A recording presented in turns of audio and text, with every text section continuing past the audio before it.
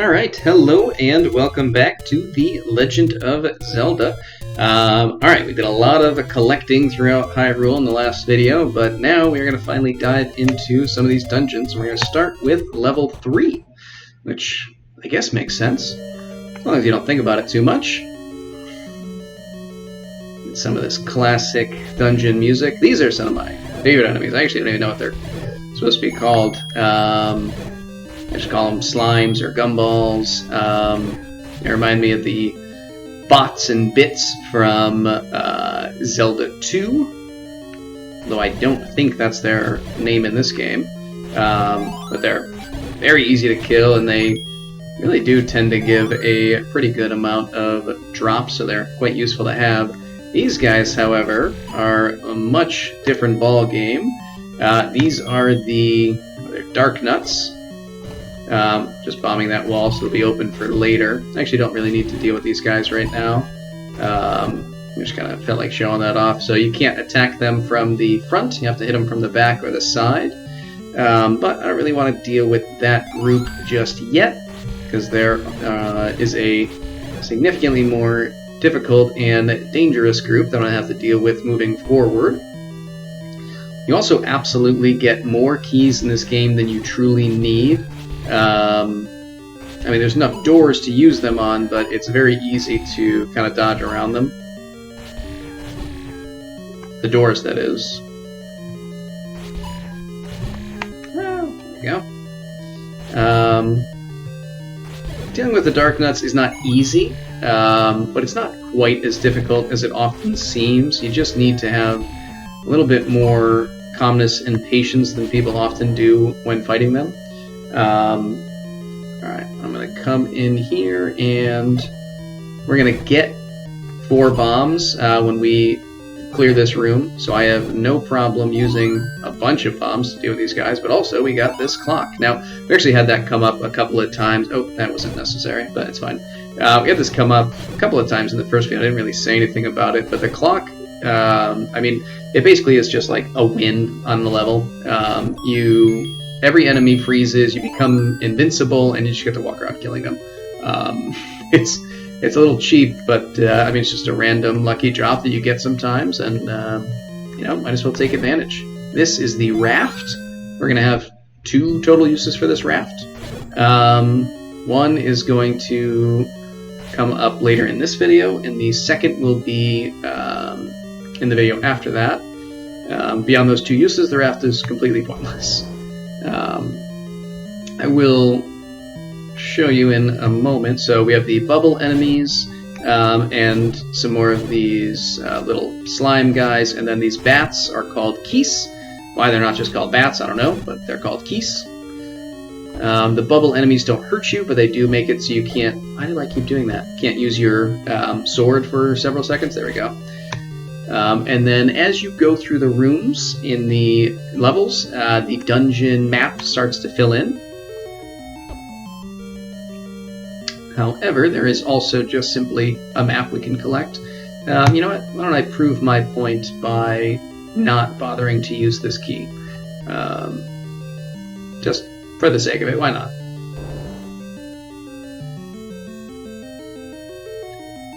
So, we come back in this room. Obviously, we just saw that that door leads to essentially nowhere, because you can't get into that tunnel.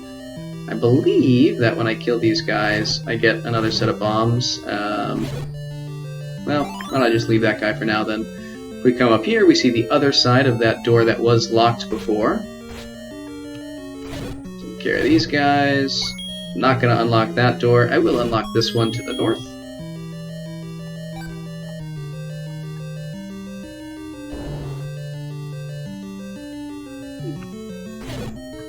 Nothing too crazy so far. Oh, really? You gotta move this block in order to open that door. And this guy just tells us, did you get the sword from the old man on top of the waterfall? So we did collect that last time around, but the reason he's telling us that right now is because at this point, theoretically, you've beaten level 1 and 2, and therefore you have the 5 heart containers that are required to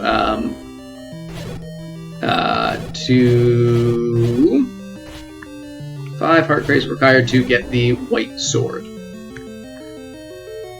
So just the game, I suppose, trying to help you out a little bit. I don't need to hear this again, but we are unfortunately not able to skip this. And we can just run right through.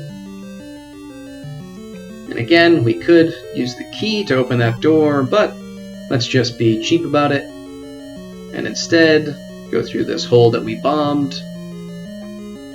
Got a few more dark nuts that I'm actually not going to kill just yet. We'll show off this room up north. I think is where the map is. Good. I should also point out, because I didn't when we first got it, but we also collected the compass earlier, which shows us the location of the Triforce, or the piece of the Triforce in that dungeon. Alright. And we'll just deal with this last guy, and then the door will open. There we go.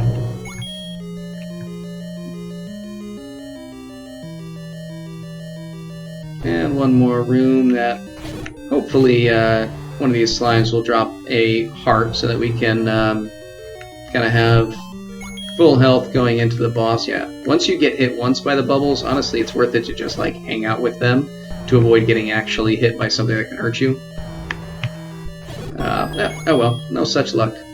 Well, let's grab this quickly, and then we can head in here. Now, unfortunately, bombs are not... Oh wait, never mind, I'm thinking of the wrong guy. Bombs are very useful with this guy. So, if you're actually good at this, you can drop a bomb in a way that you'll take out all 4 arms at once. Each time you take out one arm, he starts moving a lot faster. It becomes more difficult, and then it becomes a lot more random, but still not all that hard, frankly. Most of the bosses in this game really aren't hard, with one specific exception that we'll get to later.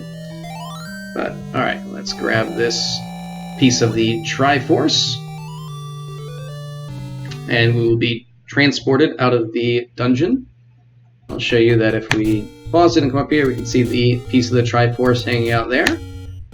Now, we're going to go directly from 3 to 4, because it is very nearby, and this is the first time that we're going to be using our raft.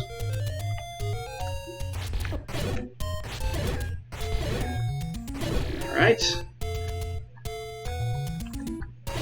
Very good, and we'll go right across here. Hop into level 4, which, similarly to 3, isn't particularly difficult by any means. I mean, anytime that you're just getting used to something, you know, any part of the game can be difficult, but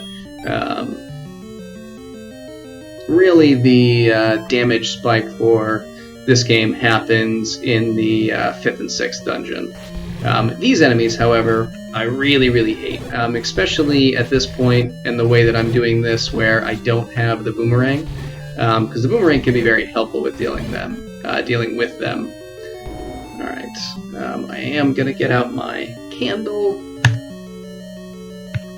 You're going to start having some rooms that are darkened, that you need the candle to kind of turn the light on.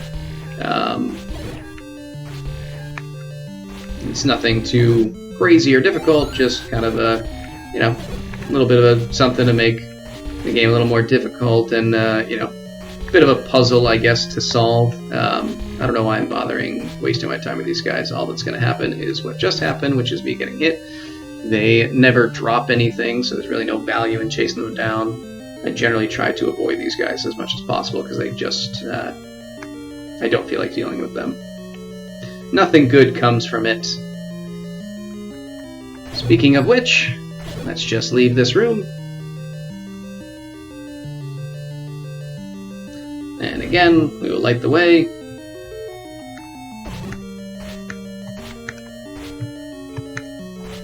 They just have a tendency to be just slightly off where you want them to be. Alright. Now this, we want to make sure we don't hit these guys with the candle, because if we do, they'll just kind of break apart. into 2 smaller enemies, which aren't that difficult to deal with, but the smaller enemies never give us anything. And they're very easy to deal with as they are, so it's just a lot of benefit in not accidentally hitting the kind of slime guys with the candle. Now, I'm going to start by going up, just because, I don't know, why not?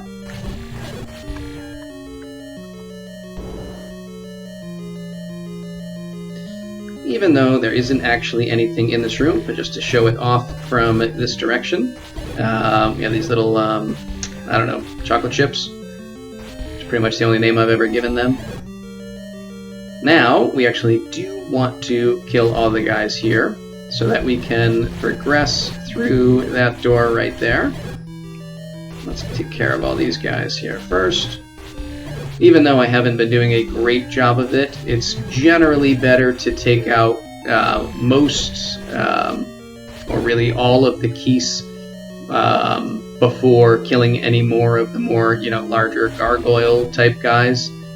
You don't have to do it that way, it just tends to be easier. Now this new enemy here, the orange guys, are like-likes, and they're not really dangerous in and of themselves, but they are extremely annoying, because what they do is if they can catch up to you and hit you, they'll latch on and start to devour your shield, and fairly quickly can destroy your magic shield.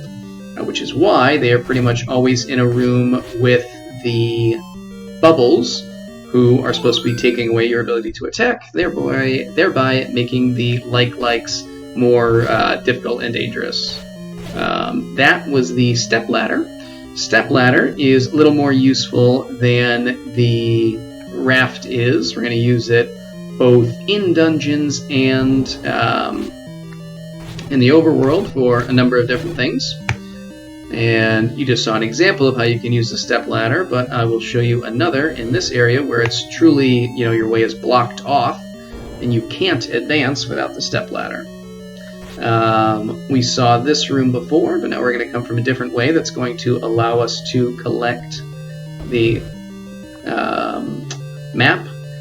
You saw one of the problems there with the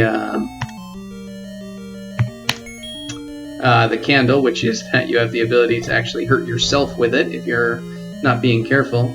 Now, you can skip by kind of the whole section of this area by just going through right there, which there's really nothing wrong with doing that. I'm not going to, just to show everything off.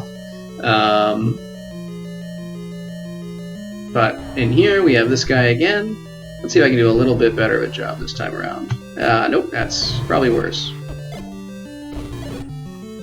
And now we're out of bombs, and he's gonna just destroy me.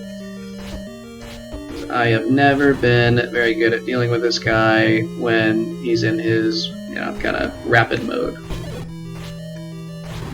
Well, poorly done all around.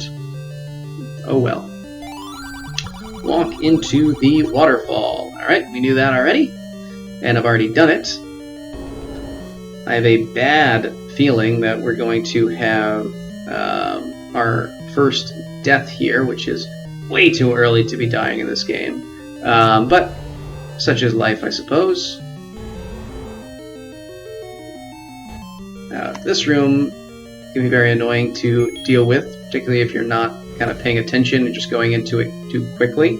What you need to do is bait those to go down and then come this way.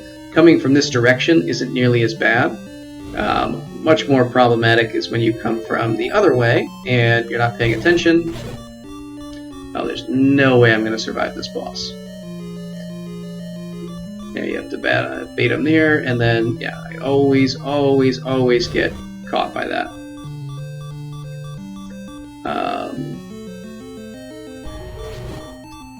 I almost should just leave and refill my health, because I think it'll be ultimately more efficient. If you do die within a dungeon, then you will restart in the dungeon, but you restart with only 3 hearts, which might be fine, but knowing me, I'm just gonna manage to mess it up, so I might as well just kind of leave and go to the ferry, assuming I even make it that far.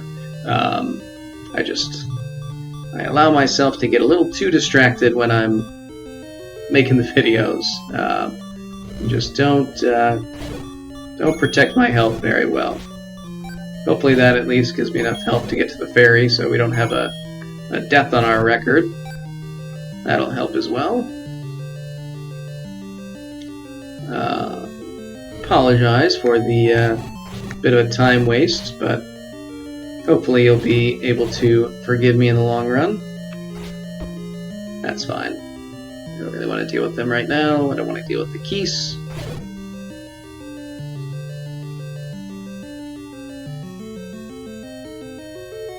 Alright.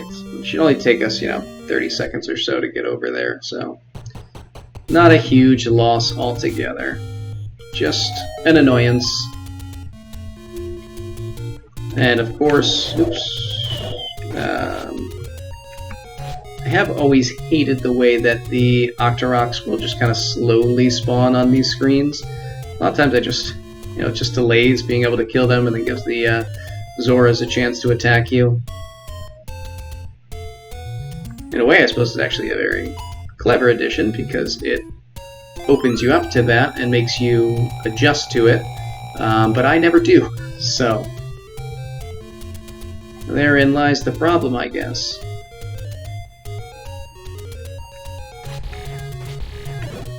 Alright, let's see if we can have a little more success this time around.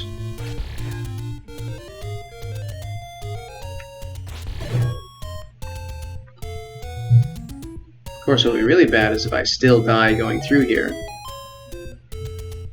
even after all that, which is not out of the question, because this this boss type is easily the most difficult to deal with in the game.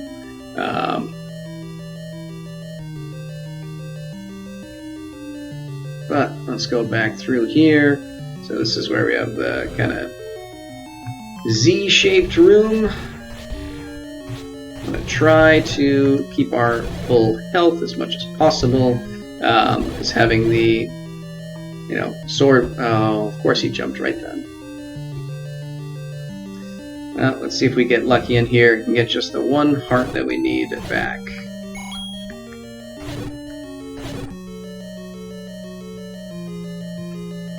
Nope. Oh well. Alright. Well, we'll just have to figure things out. Do it live, as it were. I'm gonna go through here, take our shortcut.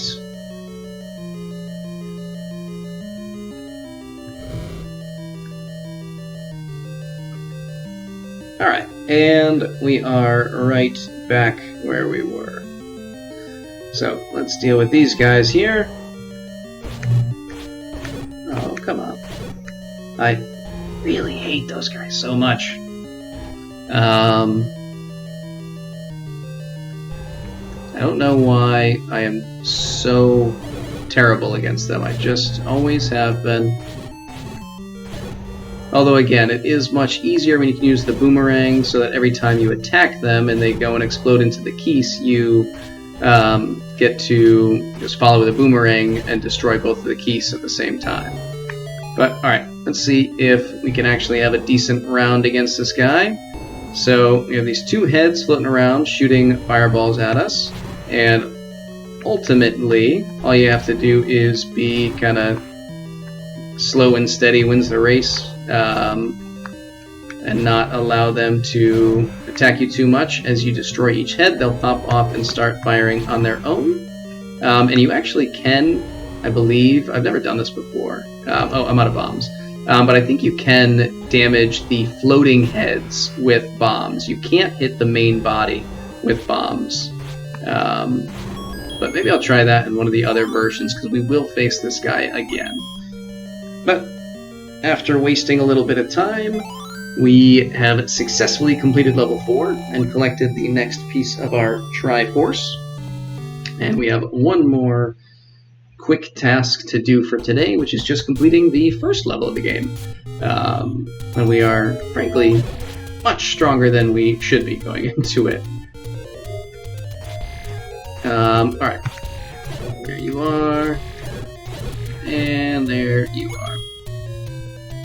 So we're going to come around here where we got our shield. Here where we got the heart container.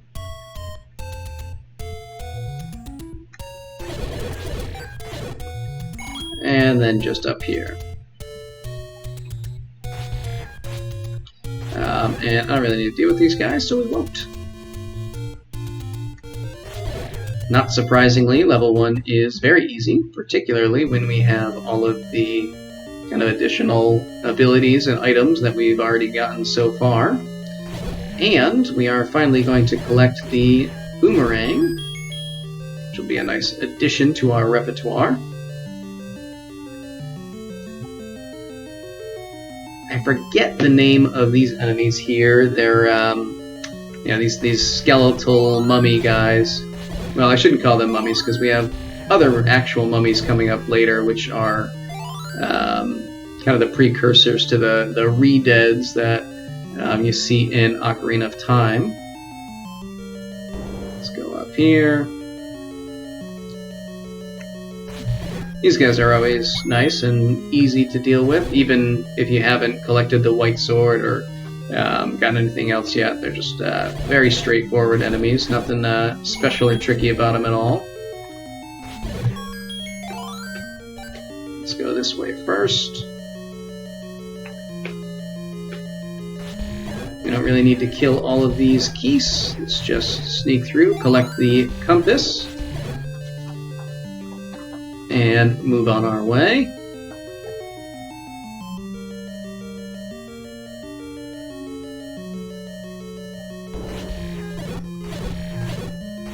Similarly, we don't need to kill these guys unless we want to go backwards, but that does open that door this way. And we'll take care of these chocolate chips.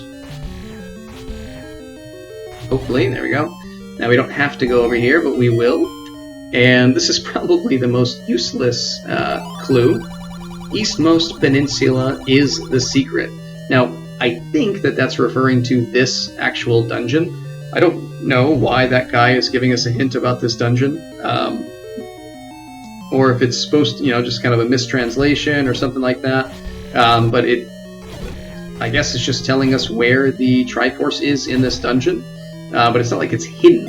It's easy to find. You just go through the rooms. There's no secret anything. But I don't know, whatever, he's trying to help, I guess. We'll give him credit for at least trying. Alright. Got some Garayas in here.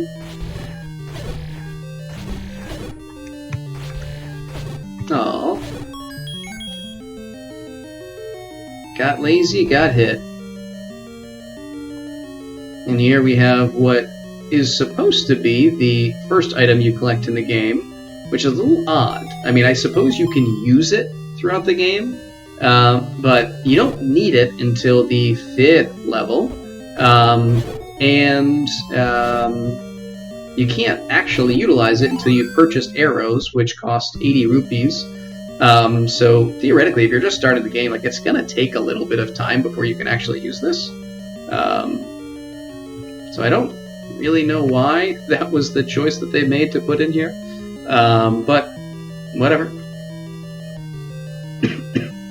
It's not a problem, it's just doesn't really help you that much. Alright, now let's come through here, and we are approaching the end of level 1. But we do have one last thing here, which is a very nice addition to our day. And that is that we are finally going to collect the boomerang after dealing with these guys. Alright, and why don't we put it on? I like having the boomerang around. And we're going to come in here to a room that has the potential to be very annoying. We have these little, I don't know, wall master guys, or whatever they're called, these hands that, if they catch you, will do some damage and return you to the beginning of the level. Which isn't that much of a problem, but certainly is annoying, particularly if you are just starting off and you finally battled your way through. And then we have the absolute best boss in the game. Just this goofy cartoon-looking dragon which is absolutely a joke to deal with. But that is it for level 1. We'll collect this third piece of the Triforce. We will be teleported out of here, and then after that we will end this video with a plan to return next time to essentially finish our overworld explorations, and deal with level 2. But till then, see ya!